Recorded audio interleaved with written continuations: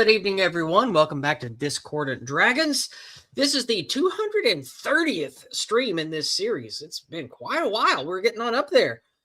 Tonight, we have a good smattering of topics to cover. We are, unfortunately, missing Aydin Paladin. We expected her to be here. We waited 10 minutes on her, but she's not here. Nobody knows. Hopefully, she'll show up. We'll see what happens. But we do have the rest of the guests with us and Ardent Party stepping in because 3 of 12 also couldn't be here because he's doing family stuff for a Memorial Day weekend holiday. So let's go ahead and bring out the guests for the evening. And Politicrat just disappeared. Great. We'll start with Ginger. There we go. Oh, no, Politicrat is back. Very good.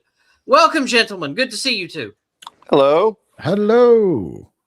And filling in as co-host is Ardent Party. Good to see you, sir. Ardent. Hello. Long time no speak. Ardent actually is, I think he said, I just see in the chat, AFK quickly to grab a coffee.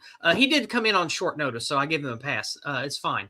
Let's go ahead and get started with the stream. I know that we are late by about 10 minutes. You guys all know that I hate being late. I'm almost always on time. But I did want to give Aydin a few minutes to get here just in case she was running late. But she's not responding to any text or call or ping or anything. So who knows? Anyway, tonight, let's go ahead and get started. We have, here are the topics. We will let, Ginger, it's been a while since you've been party leader, hasn't it? It has been a while, but then again, it's also been a while since I was last on, so I don't particularly mind if you want to work with somebody else. No, we'll let you be party leader, because I think Politicrat was last time he was on, so we'll let you be party leader here. Right, so. Let's see. Oh, yeah, I was just on 2 weeks ago anyway. So yeah, he was just on a couple weeks ago, so it's all good. Tonight, the dragon topics. The red dragon has commie roundup. The green dragon has a kinder, softer enslavement. The black dragon has sexy Cylon retirement plan. The white dragon has, of course, it's the UK. And the blue dragon has the future calls. So, Mr. Ginger Monster, is there any particular topic that calls to you to start with, or would you like to pass that off to Ardent or Politicrat to have one of them make the first choice tonight? Well, Jesus, whose chair is that? I don't know. That's some odd noises coming through. Well, I'm going to let Ardent take the first pick since he is now suddenly back. But I will request that you leave, of course, it's the UK to me, since I'm the only UK person here. All right. Sounds good. So, Ardent. Sorry. Sorry, I'm just getting into my chair. I know. I don't think it was my chair that made the noise, but it's possible. I think it was Politicrat. He muted himself, so he's on it. it may or may not have been me. It was. Let's move on. Well, I hate commies, but I'm very curious about sexy Cylon retirement plan. So let's go with that one. Okay. Oh boy. Sexy Cylon retirement plan is pretty. I know what that is. Oh, I know what that is. I'm so sorry I picked it now. Yeah, go ahead. Oh God. No, it'll be fun. It'll be a good conversation. So let's go ahead and move over to this. Battlestar Galactica's Tricia Helfer joins OnlyFans. I enjoy shocking a little bit. Tricia Helfer is in her take charge era. About a month ago, the Lucifer and Battlestar Galactica alum, 52 years old, soft launched her OnlyFans page. Now she's going public about her decision to take the stigma off a little bit. Here's a quote from her. At my age, I am in my do what I want phase, Helfer tells people. I'm tired of being told what to do and how to do it. I'm looking at it as something to have fun with and something that I can be in control of. Helfer says that her content will feature a mix of professional photography and self-shot photos and videos, as well as Q&A streams. Here's another quote from her. I'm keeping with my brand, albeit the sexier side of my brand. My OnlyFans will be a mix of artistic shots with great photographers and pictures and videos of quiet and silly times at home, feeding my goats and weeding my garden. I posted a picture recently of me out in my garden watering my plants, and I had my work boots on, but it was hot outside, so I was in a bikini. Here's another quote. I enjoy shocking a little bit, she adds. Would I shock my parents with the images? Probably. But they saw me in Playboy, so they appreciated why I did it. My passion is my job as an actor, and I'm using this platform as an extension of my creative, fun, and flirty side. This is about the extent, this image on screen, she says that the sexiness of her OnlyFans will be. So it's not like she's, getting plowed by people at a truck stop or anything on OnlyFans. She just wants to use it to express herself and be sexual and still feel relevant and all that good stuff. So we'll skip the rest of this article. It's not very interesting. It's just, a kind of uninteresting actress talking about herself, which I will spare you. So let's go ahead and move to the Black Dragon for tonight, which is this fella. The Black with us tonight keeps his network and associations private, but he is able to say that he's part of an important clandestine organization that handles materials and personnel often considered illegal by many Earth laws. Such things are necessary in a massive empire, and that's why he chose this story tonight. His question. This comes to Ardent Party first. Do you think the merging of the red light district with normal society will eventually create a schism, and a society which wants to push vice back into the margins will emerge? I would say absolutely. I think that sort of thing is beginning to happen already. The schism is certainly beginning to happen. We're seeing things like the youngest generations are beginning to return to the idea of church, the idea of traditional gender roles, all these sorts of things. The idea of pushing vice back into the margins, it's kind of also happening on a governmental level in a way, because we're seeing a lot of governments, even though, yes, they obviously have other ulterior motives for it, attempting to take children off of social media. And I mean, social media is very clearly a gateway to some vices.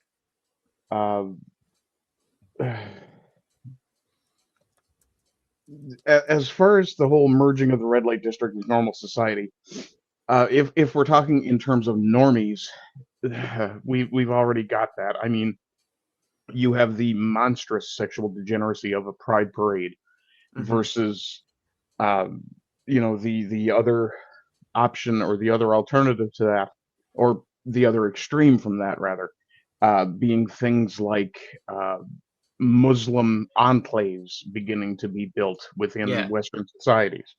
So there's probably a group of schisms that are going to eventually arise. Right now, it's it's that old song, I believe the children are the future. We're seeing the trend among the young people where their version of rebelling against the social mores they see around them, it isn't being punk and going to a party where everybody is mosh pitting and beating the face off each other, as opposed right? not like when we were kids. Not like when we grew up, right? But what we're seeing now is kind of it's heartwarming, and it's heartening in a way, encouraging in a way that I didn't expect to be encouraged at my age. I mean, I just turned 50 earlier this year. I hear you. I'm not far behind you, and I sympathize with what you're saying. Yeah, and I mean, seeing young people rejecting the same shit that kind of, forgive the expression and the language, but kind of fucked my life up is great, because as much as I would rather my life hadn't been screwed up, it's way nicer to see that theirs isn't going to be. Yeah, the really important thing is nobody should be paying for Trisha Helfer's nudes. I don't even know. I don't even know if she's doing nudes. She just wants to have an OnlyFans because she wants, according to the article, I read the whole thing, she wants an outlet for her to be herself. And because, she's been a model and an actress her whole life. That's all she's really known. Yeah, so it's like she just wants to have that as a way to make some money on the side and to have attention and in a way that she can control. It's, it doesn't, it's not like she's like, hey, I'm going to make a bunch of money because I want to, charge people to watch me getting plowed by strangers. Like nothing about what I read suggests that she's going to do anything pornographic. No, she apparently hasn't done anything pornographic, though she has engaged in some nudity. Yeah. It's not what it was. Yeah. If you want to see Trisha Helfer naked, the best time to see it is not, in fact, her Playboy spread, but back when she was a runway model. And people like Jean-Paul Gaultier would put her in these outrageous outfits, and of course, generally a lot of sheer back then as well. So if you want to see her at peak beauty, yeah. Anyway, I'll pass off to let someone else respond. Yeah, I'll say. Yeah, I agree with the question that the dragon is stating, at least within some reason.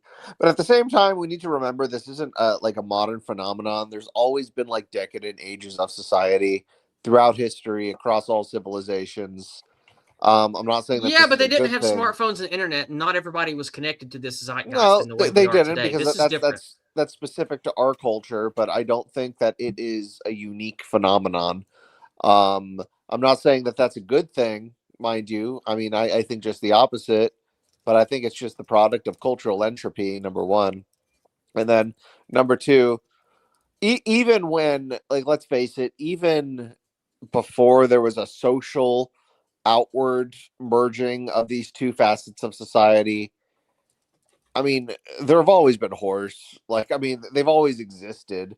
So I don't think even the question is necessarily whether it's a good or bad thing that they exist, but rather whether it's a good or bad thing that it's kind of like a public thing, which I do think is bad.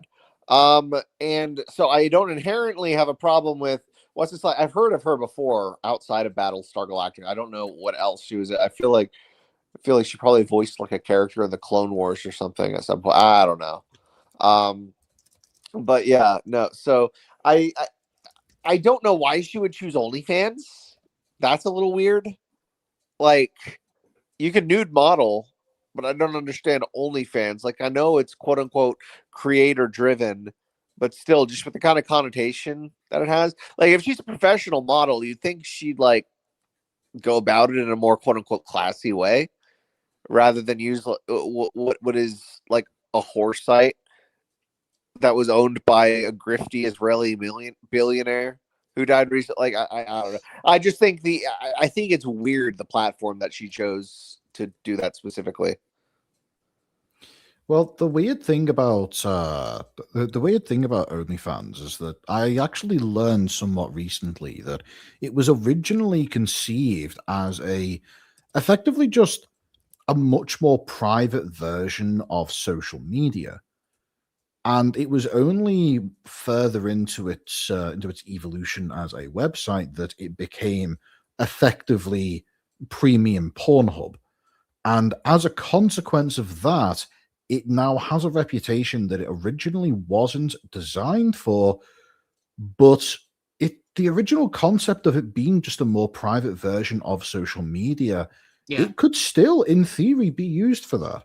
Yeah. And if that's what she intends to use it for, then I don't see any reason why not, other than the fact that, congratulations, you are now publishing content onto a extremely commonly known as porn website, which I'm sure she's is aware of going that. to raise eyebrows. Yeah.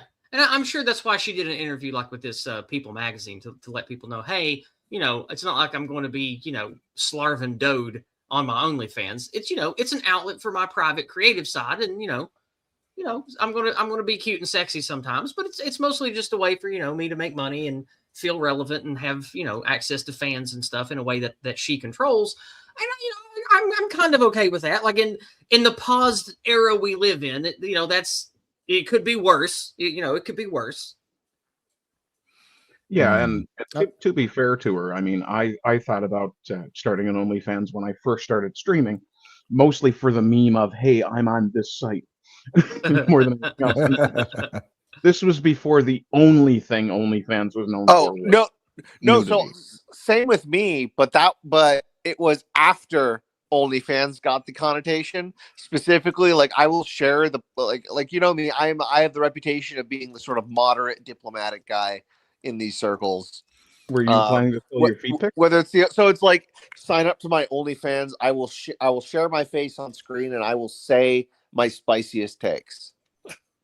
See, that was like a joke. I was never actually going to do it, but it was like a joke that was kind of running around in the circles that I was running through. So funnily enough, I have had suggested to me the idea of going onto OnlyFans and doing just readings of various texts as the content that I would produce on OnlyFans. And having thought about it, I would consider doing that if it weren't for the fact that literally 100% of the people who have ever suggested this to me were male.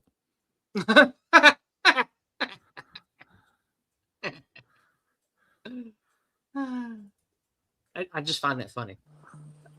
So I didn't really have much to say on this one. I just thought it was interesting. It would be a good point of conversation because it seems like there could be a divergence here of there are some people who would want to use OnlyFans for not pornography, despite the merging of our society, because basically the red light district is everywhere now. We live in the Weimar Empire, like I've said many times. All of that degeneracy that the you-know-who fought against all those years ago, that's basically what America, the empire, is. And that's basically become the modern culture in the West, and unfortunately, many places in the world as well. But there are a lot of people who don't like that. And we see people naturally self-selecting away from that, like Ardent talked about earlier, with young people just not wanting to be a part of that and thinking that it's wrong or bad or not cool. So I just thought it would be an interesting question of, do you think that, like, despite what things have become, maybe one day there will be websites like OnlyFans and things that are specifically for people that are part of a let's move away from degeneracy subculture, which will become its own culture? I think that we're actually seeing that start right now.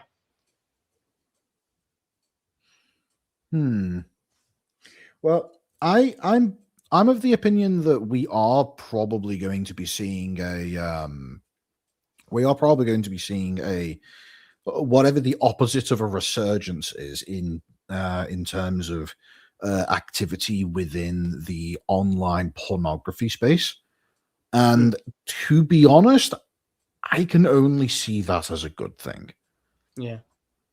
What I do suspect is we are going to end up pushing back towards over the course of the next several decades is likely going to be something equivalent to the normalization of society as a whole. There isn't going to be gay people and straight people. There's just going to be people, and there will be designated locations where homosexuals can get together and, attempt to find other people of the relevant persuasion for the making of relationships.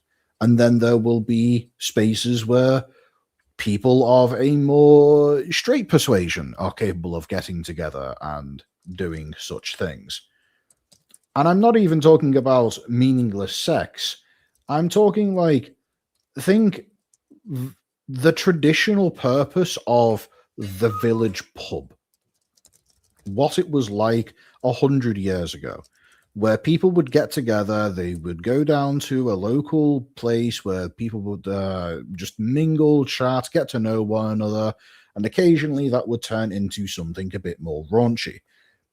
I have a feeling that we are slowly now pushing our way back in that direction, simply because that pendulum is swinging and it's starting to turn around. And given the nature of how it has been pushed so hard towards the left, I have a feeling that in the natural swing back towards the right, there's going to be what is, for all intents and purposes, a great re-entering of the closet. And I think that would be good for everybody, including the people who end up in the closet.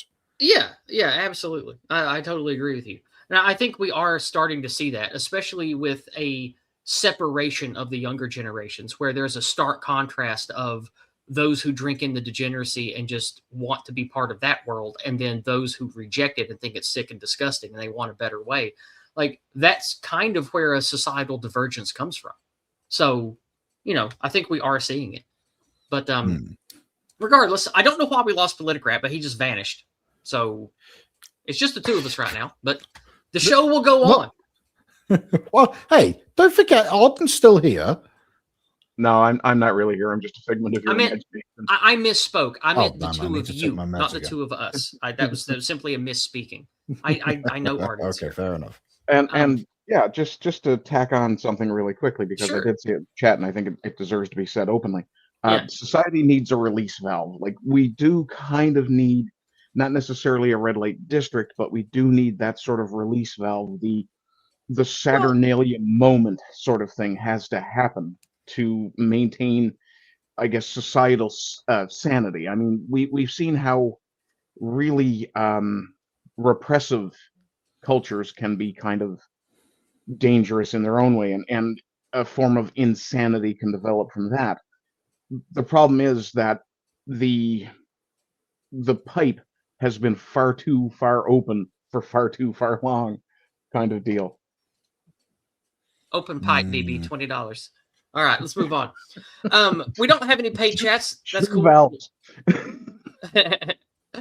So let's go ahead and move on to the next topic of the evening. And I don't know what happened to Politicrat, but maybe he will return. Maybe he won't. His internet was a bit spotty earlier, but it seemed to be stable before the stream started. So maybe today the stream is just cursed. But regardless, the show must go on. So next up, we started with sexy Cylon retirement plan. And so that leaves us a kinder, softer enslavement. Of course, it's the UK, the future calls, and commie roundup. Ginger, what will it be, sir? Well, once again, I feel as though I want to save, of course, it's the UK, because I have a feeling that given the nature of what's been happening in the UK recently, that'll be a good finishing story. So, okay. Let's go for a kind of softer enslavement. And Aydin, would you like this, or shall I take it? Well, I'm good with you taking it if you want. Very good, then. I shall go for it myself. BlackRock CEO Larry Fink. Public savings can fund infrastructure. New York, excuse me. BlackRock CEO Larry Fink recently published an article in the Financial Times outlining his vision for Globalism 2.0. In this new approach, Larry aims to redirect public savings into local infrastructure projects managed by major asset managers such as BlackRock. He argues that previous waves of globalism have triggered numerous issues, including a widening health gap. As quoted by CoinTribune.com on Wednesday, Larry criticized the rise of economic nationalism, including the tariff policies of the Trump era, and believes such measures are insufficient to address the challenges posed by globalization. Instead, he advocates for an open market system that remains nationally beneficial while still protecting local workers. Here's a quote from him. Under globalism, money has often chased profits abroad without delivering tangible benefits to people at home. Yeah, no shit. We've seen that my entire life. His proposed solution is to channel public savings into local businesses and infrastructure so that economic benefits can be felt directly by local communities. His strategy centers on three key areas: encouraging broader participation in investing, similar to Japan's model, which offers tax incentives for pension investments, and automatic enrollment into pension funds as proposed in the European Savings Union, where all workers are automatically enrolled into investment schemes typically managed by firms like BlackRock. Finally, creating an integrated capital market across Europe, as Fink notes that Europeans save extensively but are reluctant to invest within the continent due to a lack of capital integration. Excuse me. A key underlying goal of this strategy is to finance ESG, environmental social governance, initiatives, and support the UN's Sustainable Development Goals. I'm sure all of my viewers are well familiarized with what these two things are. I don't have to go over it again. The CEO of Global Infrastructure Partners, recently acquired by BlackRock, revealed that their top priority is the decarbonization of the global economy. Currently, BlackRock operates a network of 43 ports across 23 countries. Roughly 1 in every 20 shipping containers worldwide passes through a BlackRock-managed port every year, making infrastructure privatization a major geopolitical issue. However, infrastructure projects are inherently illiquid, meaning investment funds are tied up for years. Public savings cannot be withdrawn at will, which poses risks among global economic uncertainty. BlackRock acknowledges this resistance and is therefore promoting automatic pension enrollment as a soft method for securing public funds. Ironically, if too much capital is diverted into these type of investments, bond yields could rise, making them a more attractive and stable alternative to speculative investments such as green energy startups. So as you can see there is a little bit of we need to make things more tangible for the locals, but they're still pushing the same ESG insanity as their primary goal. So this seemed a bit schizophrenic to me, and I don't know why he said it. So let's talk about it. Let's move now to, this was the green, right? Yes, the green dragon. Let's talk to this cute guy here. He's a young one. The green with us tonight is young for a dragon, but will soon take over an important human kingdom for his clan. So he enjoys learning about complex human civilizations in preparation for this long rule. He chose this story tonight to ask us about how we view leadership by our unelected rulers, since that's what he will be. The question, Ginger, do you prefer globalists taking a more localized approach? Do you think the peoples of Earth can find a healthy balance in this system with their international overlords? In regards to the first question, do you prefer globalists taking a more localized approach? I would prefer them taking a more auto-defenestration approach, personally. But in regards to the second point, do you think the peoples of Earth can find a healthy balance in this system with their international overlords? No, they can't. Okay. What has happened here? This whole article that was just described, that was that's what we call realizing that you've pushed too hard and taking one step back. What needs to happen is not for them to take one step back, but for them to take several hundred to several thousand in order to get back to the point where they no longer had any progress in this particular direction whatsoever. The direction of approach that the whole global homosexual power structure as it exists in today's society is just bad. It encourages the complete erasure of anything of any aspects that make a given society both individualistic and also unique. And it also disencourages any aspects of a society that cause the individual people to feel as though they have a degree of independence about themselves, resulting in the effective erasure of will to resist government overreach and overrule. And the only real thing that can be said to this kind of thing is fuck off, pardon my French, and go die in a hole. Okay. I hate these kinds of people. Same. And they deserve every evil that they deserve everything. They deserve every evil that can be levied upon them. Also, welcome back, Politicrat. Strong statement. Thank you. I'm sorry. I had to give my father a phone call. Oh, is everything okay? Oh, everything's fine. Yeah. Oh, okay. All right. Okay. Well, what we are talking about, since you just missed it, we are talking about something that BlackRock CEO Larry Fink said. He said that despite ESG being the key underlying goal of their strategies, that they want to. Here's a quote. He said, "Under globalization, money often chases profits abroad without delivering tangible benefits at home." And he proposed a mandatory investment, pension investment, by all citizens into infrastructural things like ports and energy infrastructure, stuff like that. Now, it sounds like this is just a lie to further push the goal of enslaving everyone into this international capital system that wants, basically gay space communism. And okay, so hang on. So to interrupt, but there's something I just want to point out here. Mm-hmm. A mandatory pension for the purpose of reinvestment into a given populace. How exactly is that not taxes? Well, because it's actually an investment that grows and you get it back. That's why it's not taxes. Now, I understand what you mean. It's like it's like a tax because it's mandatory money gone out of your wages. I get that, but the point of this, the point of this on the surface is that you're forcing people to be invested in the infrastructure, and that presumably will lead to them being happier and more invested and feeling like the never-ending globalization they at least benefit from. I think it's total horseshit. I don't think that works at all. And I don't know why Larry Fink is even saying this. Like that's why I wanted to talk to you guys about. Why do you think he would even say this? Like, do you think that will actually sway anyone's opinion? Like, do you really think that the Europeans who are not interested in this, do you think it's because they worry about their pension? No, they're worried about never-ending war.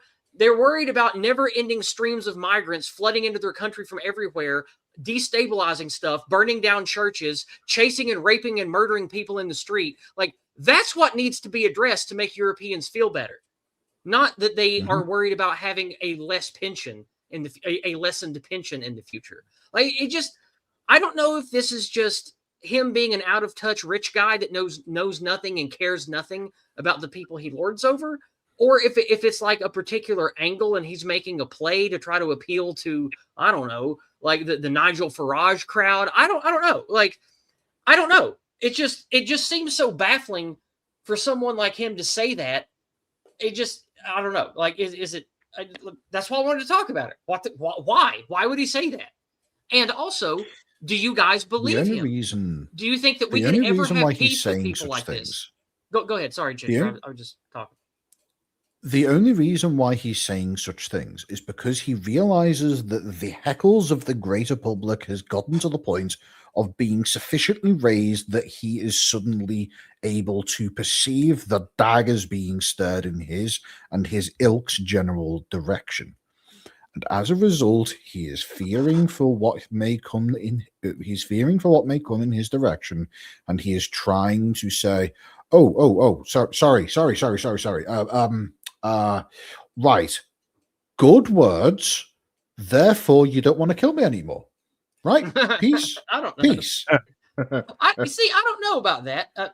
We lost Politicrat again. What the hell, man? Boy, what a cursed stream. Okay, he's back. There we go. All right. So, this pretty much goes along in line with what you were saying earlier, Ginger. Is that, a total blackout painting says we already involuntarily support that shit through taxes. But you don't get a return on that. So, like, to me, it's like, I don't know. It just seems really out of touch for him to say that. Like, so I don't trust pensions for one very simple reason. Pensions don't get compensated according to inflation values. Yeah. If you pay money into a pension, the person who manages that pension has to what they have to do is invest the money that is within the pension fund in order to be able to cause that money to grow at a rate that surpasses inflation. Until we either eliminate inflation or make it by law that any mandatory pension is required by the government to be insured to grow with inflation, until either of those two aspects are achieved, any kind of pension is, as far as I'm concerned, just a tax for idiots. Yeah. Value of items grows over time. Value of money depletes over time. Yeah, absolutely. Putting money in a pension is just a way to be able to give some random arsehole on the other side of the internet the ability to be able to make some decent investments, which only they will be able to see any major benefit from. Pensions are a scam, and if you yourself or ever find yourself being enrolled into a pension, don't bother with that pension. keep the money for yourself, invest it into something that will grow in value over time, or something that will remain stable in value over time. For example, putting money into gold is better than any pension that you can hope to see for the foreseeable future. And things like, precious metals, zinc especially. And also, if you're American, I invest in heavy metals, one 400 count box at a time, if you know what I mean.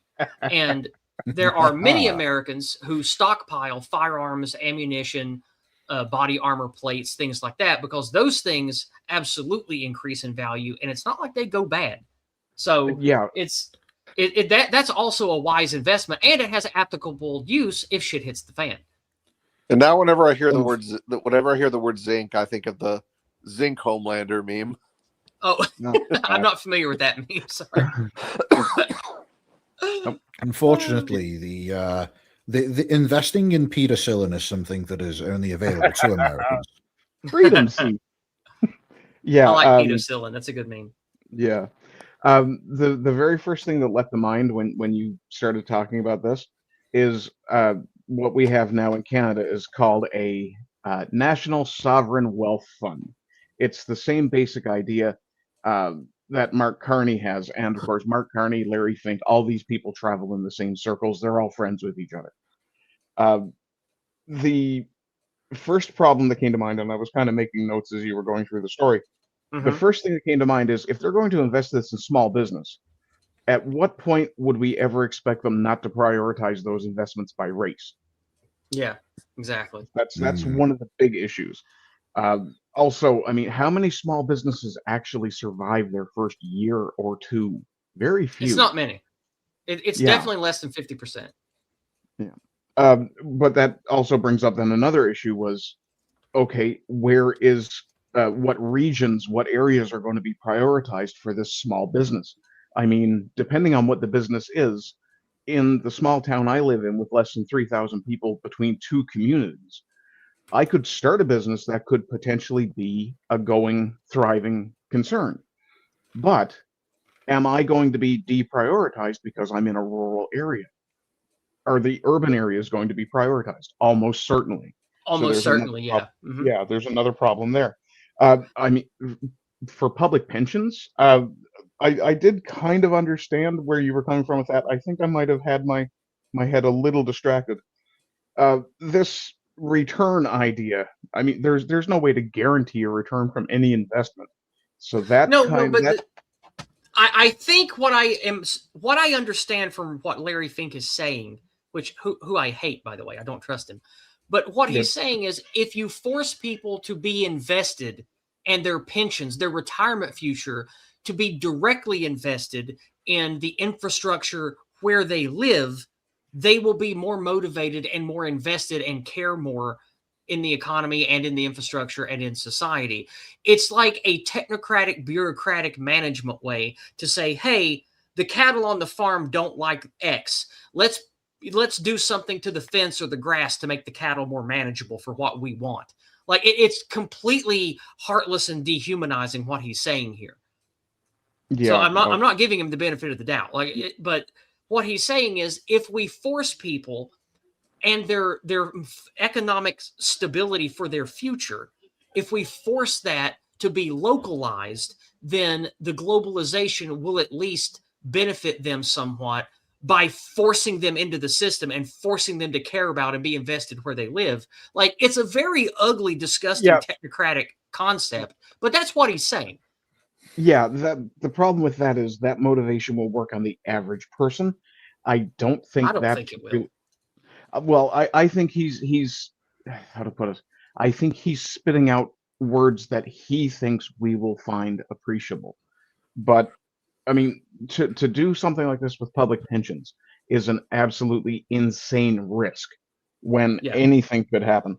The thing with the auto-enrolled pension, I don't know about Ginger, where Ginger is, but you and Politicrat being American, you guys don't have this particular thing quite as much, I don't think, in the States, where you have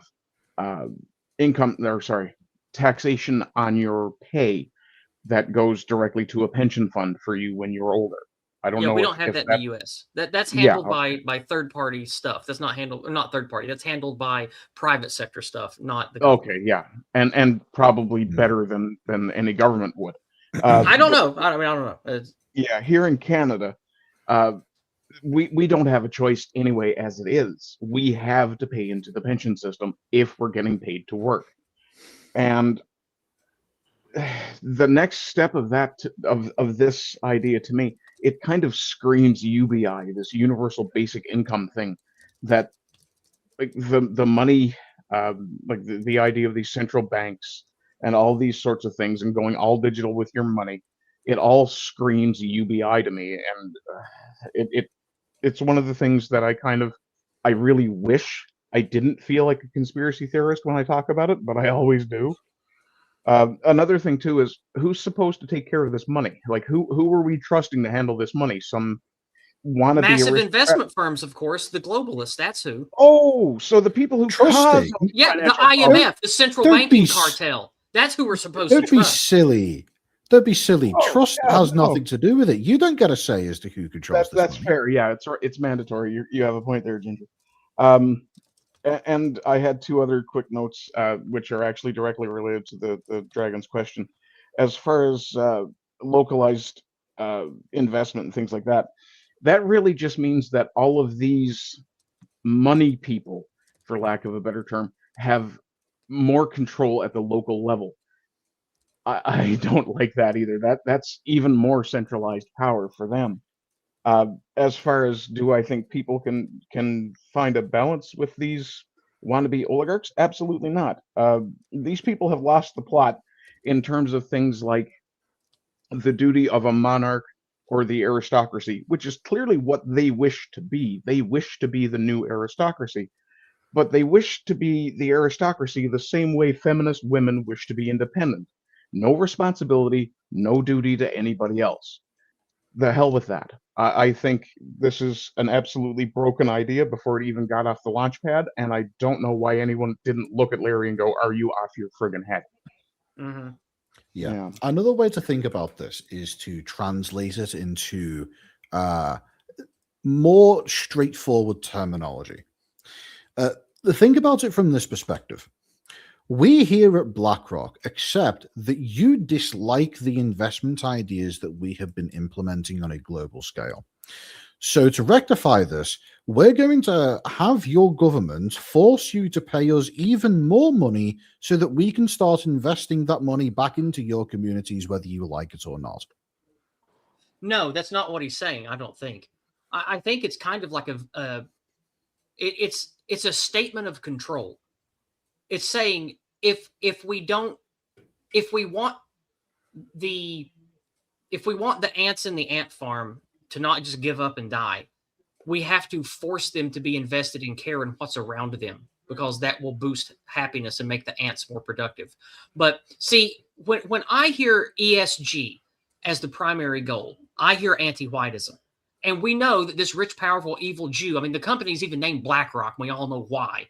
Like, these people, they want your future, your investment, your economics tied directly to where you live, so they can just use their globalist powers to make the world economy not interested in your port city, not interested in your town anymore. So when they cut off the spigot, your pensions go away and the whites die out faster. So if you have a white town or a white city in Europe becoming, let's say, uppity, then they'll just turn off the spigot and let everybody die and be like, oh, sorry, well, there you go. You don't have any pension. You have no money. Now you just die. Like, I think that's in his mind as well. It's a matter of control and eliminating the demographic that they don't like. I mean, I think it's actually far more simple than that. I think it's literally just they've come up with a new line of logic to be able to convince people, governments, local authorities, to be able to give these people even more money. This is literally just, hey, the amount of money coming in, we've decided isn't enough. Give us even more money. Trust me, you'll like how we spend it this time. Well, before we move on, they're not. So one last point I want to make. He isn't telling He isn't making an announcement. That what he's doing is spreading the money out that is previously in global investments and investing it locally into Western societies and villages. What he's actually doing is saying that he's going to continue the globalized investment methodologies, and in addition, create an additional revenue stream that he swears he'll definitely reinvest back into local politics. Yeah. Before we move on, I wanted to highlight this comment from Daniel. A slave doesn't dream about being free. A slave dreams about one day owning a slave of their own. That's interesting. That's a good comment. And I think that is definitely the sentiment that Mr. Fink is appealing to, is you want your workers to feel like they too will own a piece of the pie, when I think it's a lie and we never will. But I do think that there is merit to that comment. I wanted to highlight that. All right. So before we move on, let's welcome Aydin Paladin, who's a little late. Hello. Aydin. Hello. I swear I went to go edit something, and then I several hours ago looked down and then looked up and realized, oh my god, it's nearly midnight. So I got way into an editing thing and completely lost track of time. Hello, guys. That's okay. Several of us sent you messages. I was just looking at my editing software. I wasn't looking at anything. I was just zoned Hey, in. Your obsessivism is what makes you special. I appreciate you. My apologies. So thank you for showing up at all. I appreciate that. You missed a couple dragons, but that's okay. We can move on. Before we move on, though, we do have a paid chat from good friend of the channel and personal friend of mine, Fat Dave, old Total Blackout Painting, sends in $25. Thank you, Dave. That's a good one. He says, Larry Fink is a war criminal. That guy needs to be broken at the wheel. He's only slightly better than Bill Gates in the sense that he doesn't have quite as much power. I don't know. I would argue he has more, but that's just me. He's evil and his goals need to be defeated. Yeah, I feel the same way about all these rich, evil, globalist technocrat people. Like, I know we talk a lot about, the openly, actively anti-white people, like, some of the Jews and some of the Democrats and people like that. But I think that perhaps the worst evil are these rich money men enablers that make this system of white erasure and never-ending streams of migrants and never-ending inflation and quantitative easing and economic usury. I think these people are even worse because it's not as direct and blatant and easy to point to. Like, I absolutely hate these people. They're like the worst scum of the earth. I hate them.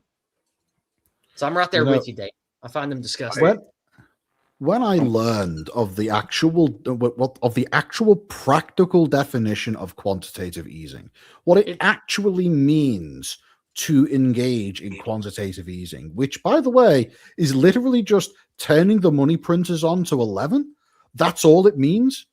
When I learned that that's what that was, and that quantitative easing is the term that they use because it's such a vague piece of corpo speak, that truly killed every last spark of respect that I had for government officials and their economic policies. Yeah, because it's basically, we're going to print a bunch of new money, and everyone in the inner circle gets all this new money before inflation hits. So they get all the new good money. It depreciates our investments, our savings, and our retirement.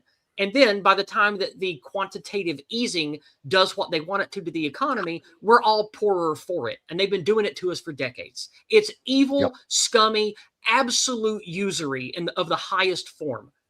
And everyone involved with that needs their heads on pikes. It's evil and wrong. Usury is one of the worst evils you can ever do. It's taking the fruits of a man's labor, lessening them, and stealing from him in ways that he can't even see coming. It's horrible. Indeed. It's disgusting. It's worth bearing in mind to anybody who isn't aware of these kinds of calculations and technology. If the amount of money in a nation increases by 10%, but the amount of value within that nation does not change, what that means is every single person in that nation who owns a bank account in that relevant currency just had their savings be deducted by 10% and transferred directly into the central government. As a consequence, quantitative easing and inflation is a form of taxation.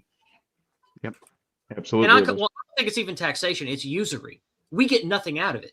It's not a tax. It's a jack. It's exploitation. It's theft, yeah. I will point as out, far as I'm concerned, you just described taxes.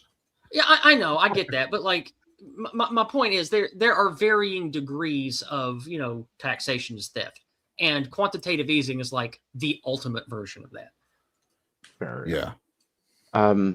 I just wanted to kind of lighten the mood a little bit and suggest that it's possible Elon Musk has a good idea in that he wants to colonize Mars. Let him take his very wealthy friends with him first.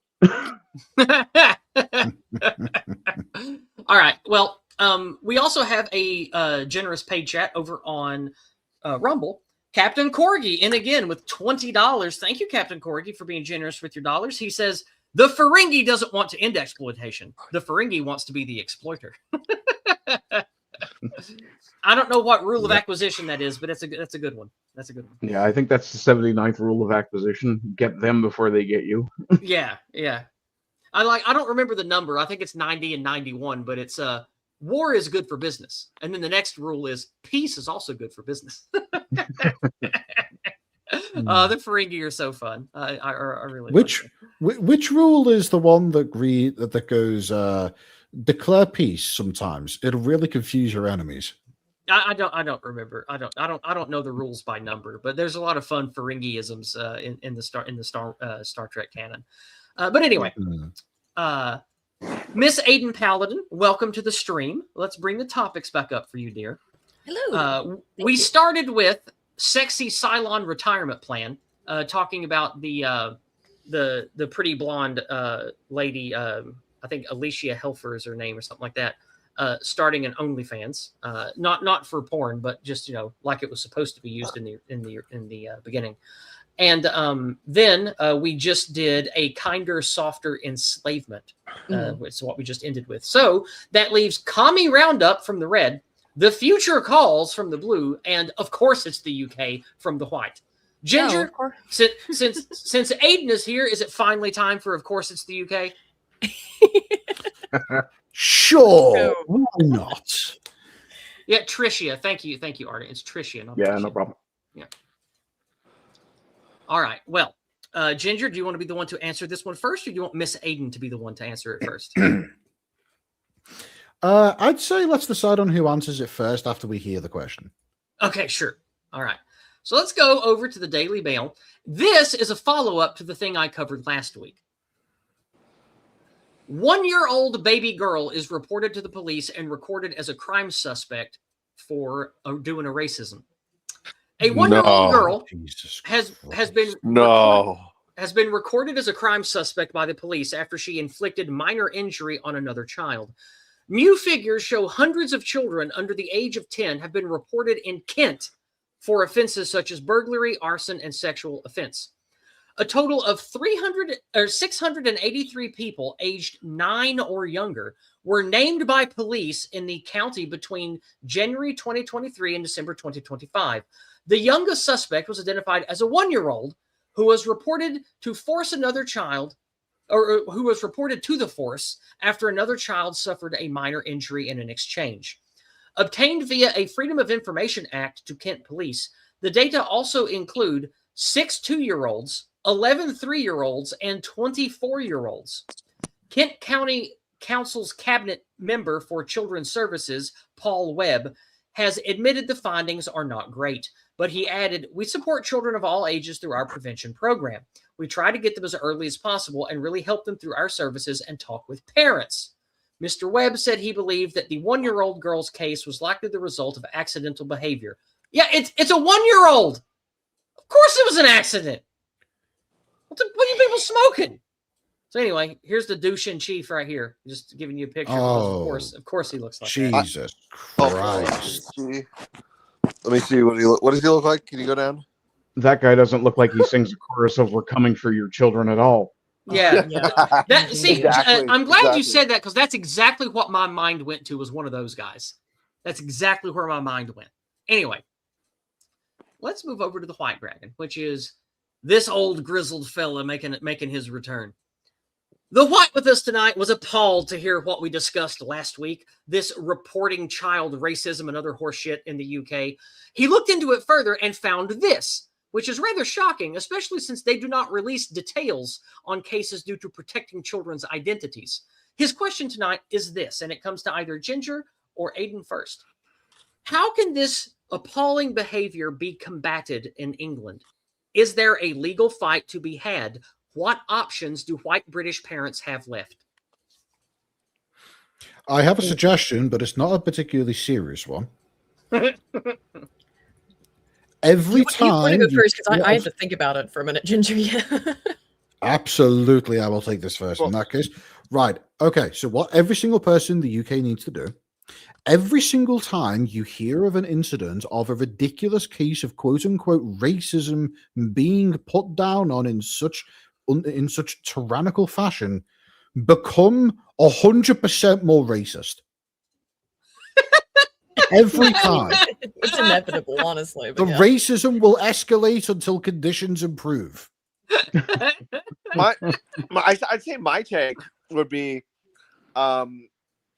just if the cops come to your door, just outright tell them that you reject the premise and slam the door in their face.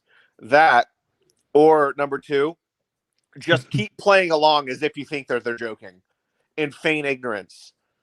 Well, okay, I hear you, but like that's not what this is about. This is about kids, little kids, like 9 and younger, being reported to we have to manage the racisms in our society and keep people from harming each other. And in this case, harm means naughty words, making another child cry or upset, and it's always a brown child, or not, I should say non-white child, not a white child. Like, that's the way this works. What it does is it reports children who quote unquote misbehave and commit harm to others to a child corrective service system. Yeah, I know. And if the child and counsel the parents and stuff, it's not like they're going to come to your house and arrest you because your 2-year-old gave somebody an Indian burn. Like, it's not what this is. It's about a permanent stigmatization and making a child have a record of juvenile deviance because they said a no word or made a foreigner cry.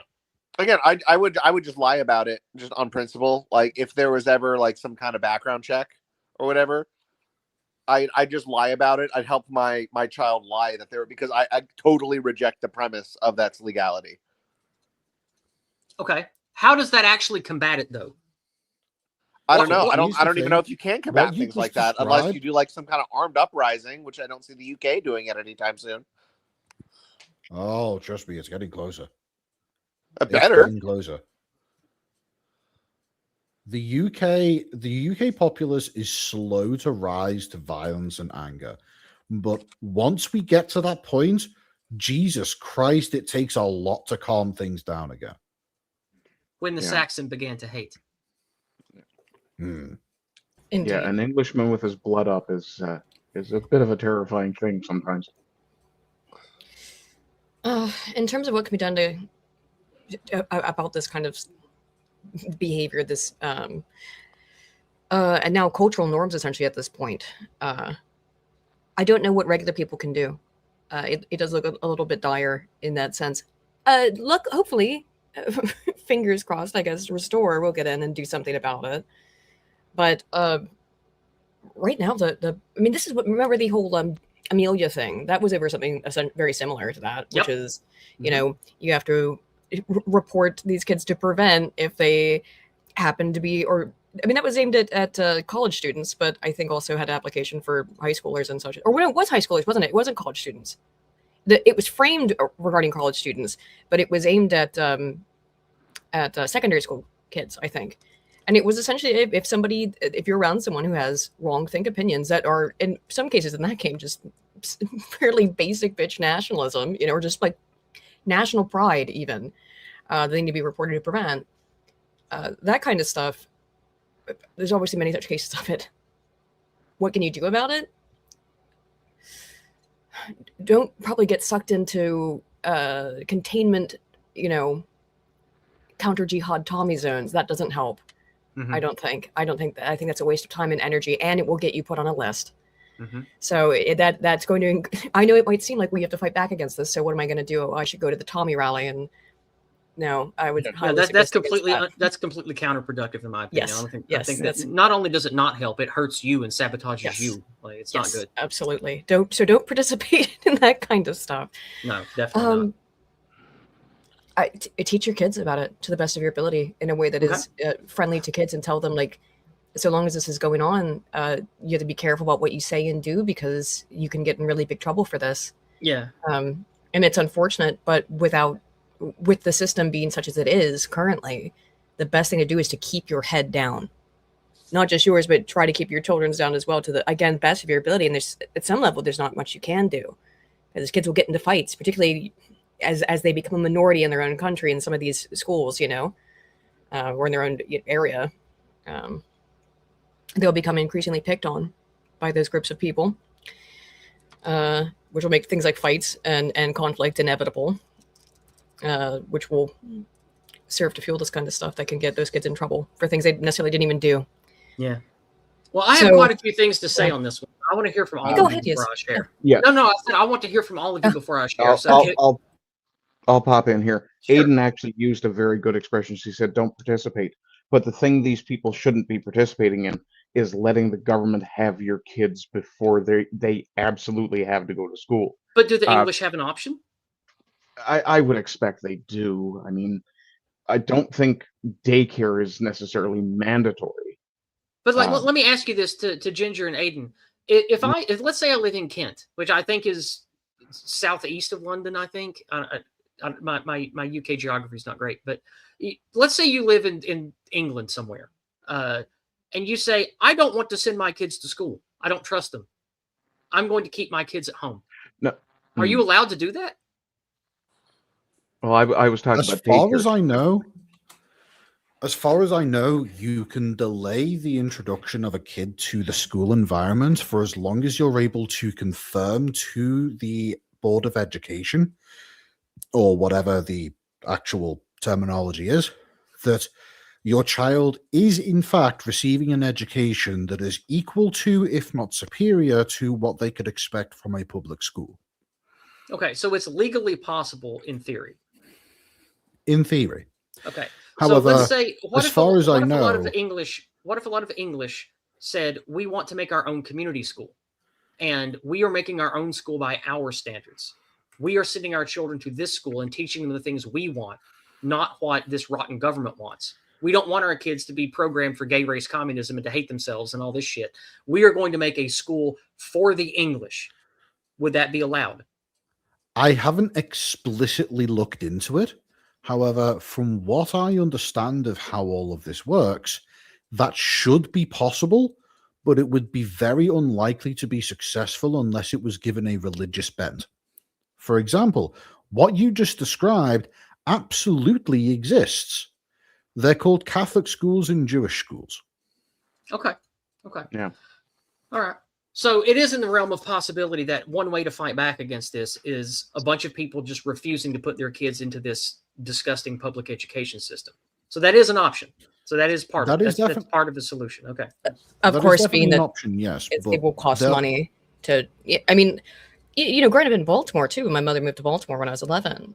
The reason I went to Catholic school is because the public school system was horrific in a different way there, right? Mm-hmm. That you can imagine. Yep. And it was very lucky, essentially, that my mother was able to afford that, because I saw what the schools were like. And for parents that don't have that financial independence, I told you, I went to a private Christian school for like the first 6 years of my education. And then my parents split up and all this other shit. And when I went to public school, the first 2 weeks I was there, one of the only 2 non-white kids stabbed me with a pencil. I had a very harsh awakening.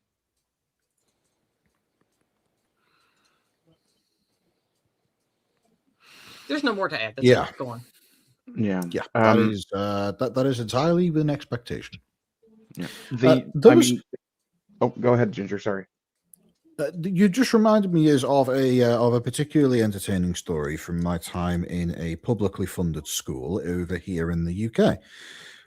This was a secondary school, and it was the secondary school that I attended.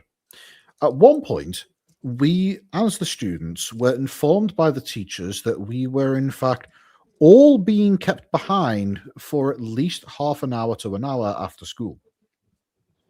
The reason being, one of the other schools in the area had collectively decided, or the students at the very least, had collectively decided to arm themselves with varying pieces of knife and knife-like objects, such as sharpened implements and other things that could very easily be used to inflict grievous bodily harm, and just begin hanging outside the front gates of the school that I was in.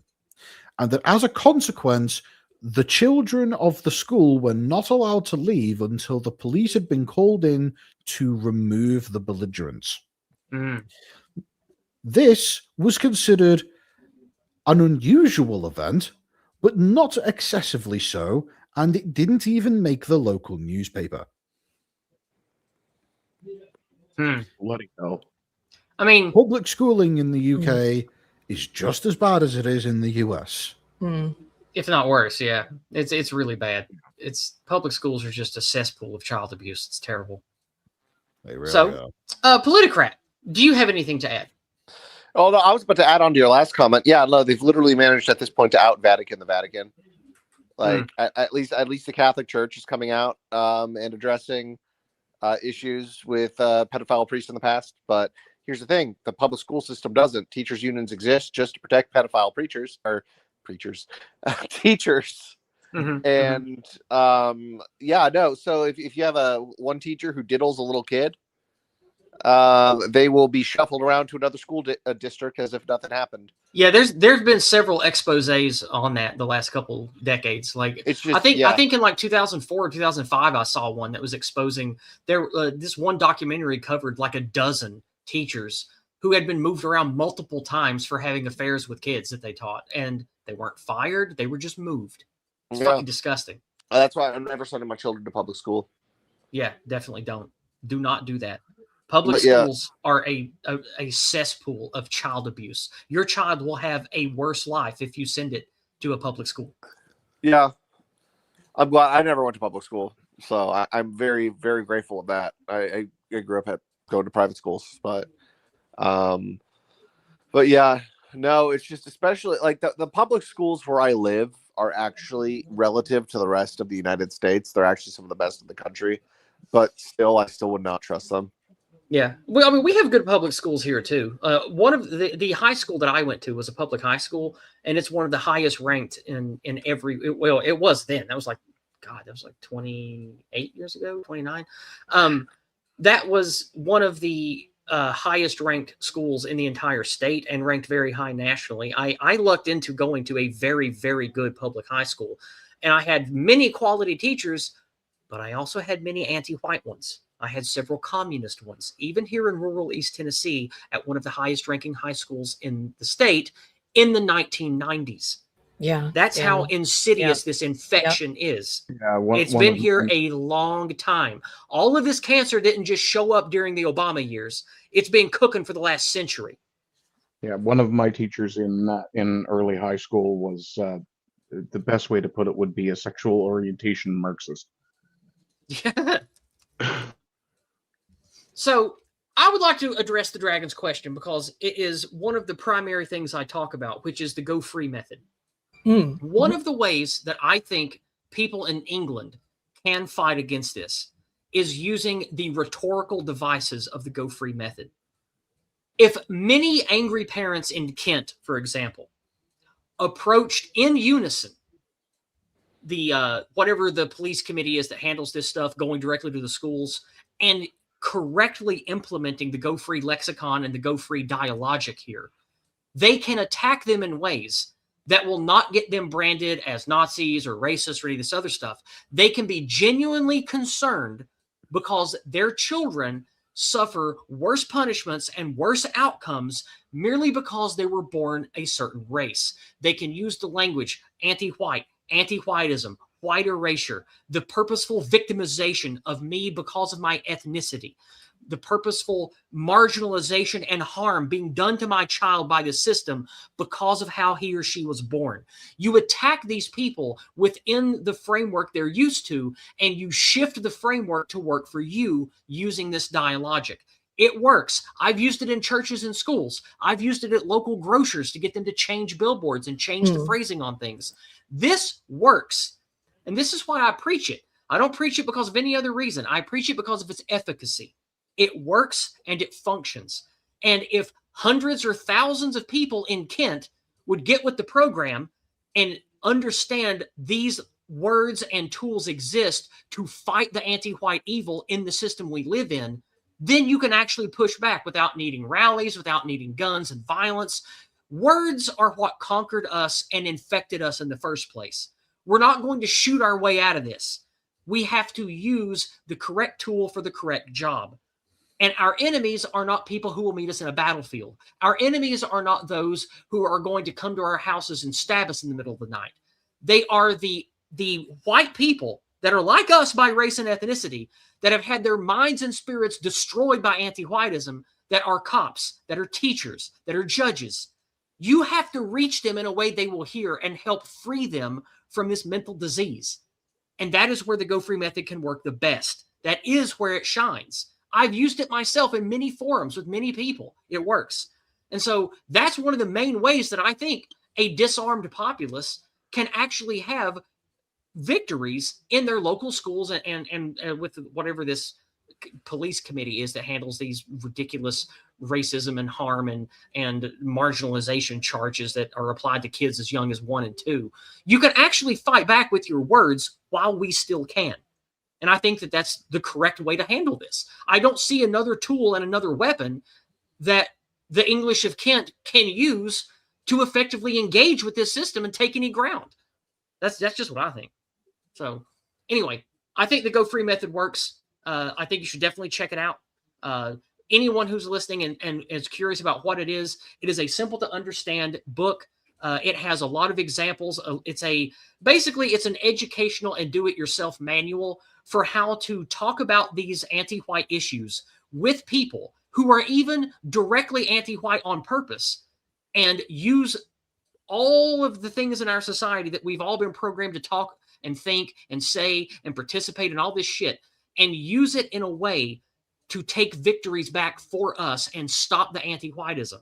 It's to safeguard yourself and your family from the anti-white poison in society, and use the dialogic approach of this method to actually force people that are cops or judges or teachers or whatever to actually confront what it is they're actually doing to white people and realize how wrong it is.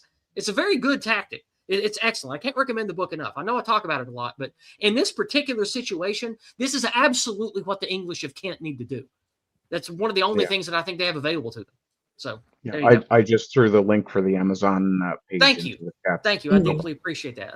Thank you, Aydin. But if you have not read this book, you absolutely should.